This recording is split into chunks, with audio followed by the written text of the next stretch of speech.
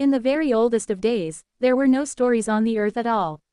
Children sat by the evening fires with nothing to listen to, for every story in the world belonged to Nyankapan, the great sky god, and he kept them all beside him in the sky.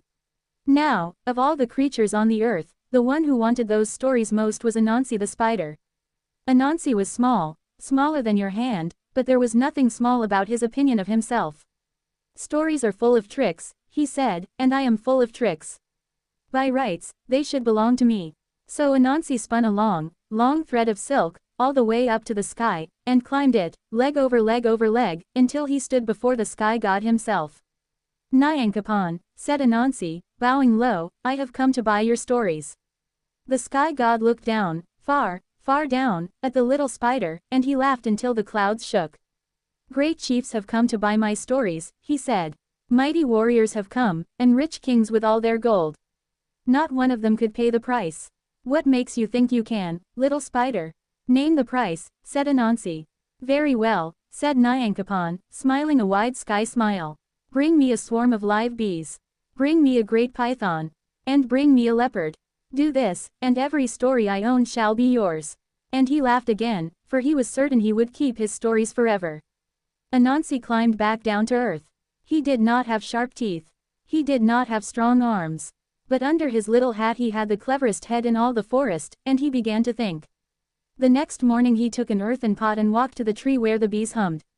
As he walked he muttered to himself, just loudly enough to be heard, they can, they cannot, they can never. Anansi, buzzed the queen of the bees, what are you arguing about? Oh, said Anansi, Nyankapan and I have had a quarrel. He says that all the bees in your tree could never fill this little pot. I say you could fill it easily. But what do I know? Never fill it, cried the bees. We shall see about that. And the whole swarm poured into the pot, buzzing with pride, every last bee, and Anansi popped on the lid. One, said Anansi, and he sent the pot up to the sky. The next day he cut a long bamboo pole and carried it down to the river where the great python lay warming himself. As he came near, he began muttering again, it is longer, it is not, it surely must be, but perhaps not. Anansi, hissed the python, what are you muttering about? Oh, said Anansi, I am in trouble, friend. Nyankapan's people say that you are shorter than this bamboo pole. I told them you were longer, much longer. But nobody believes a spider. Shorter than a pole. The python was terribly insulted. Measure me, and he stretched himself out along the bamboo from end to end. You keep sliding about, said Anansi. Let me tie you to the pole, just a little, so the measuring will be fair. And loop by loop, he tied the python snugly to the pole from nose to tail. 2, said Anansi, and he sent the python up to the sky. The third task was the hardest of all, and Anansi thought about it for a whole day. Then he took a soft cloth and tied it over his own eyes, and went walking past the leopard's den, singing at the top of his voice, oh, the wonders! Oh, the marvels! Never have I seen such sights! The leopard put his great head out of his den. Anansi, he growled, your eyes are covered. How can you be seeing wonders? That is the secret, sang Anansi. It is the magic knots. With my eyes bound so, I see golden cities.